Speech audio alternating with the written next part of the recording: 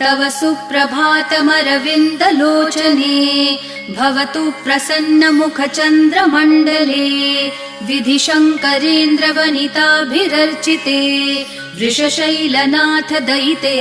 दयानिधे अत्र्यादिसप्तऋषयः समुपास्य सन्ध्याम् आकाशसिन्धुकमलानि मनोहराणि आदाय पादयुगमर्चयितुम् प्रपन्नाः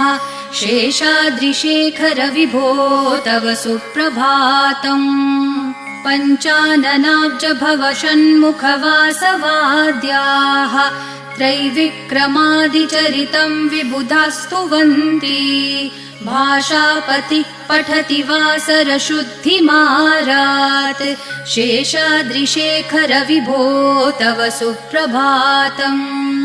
ईषत्प्रफुल्लसर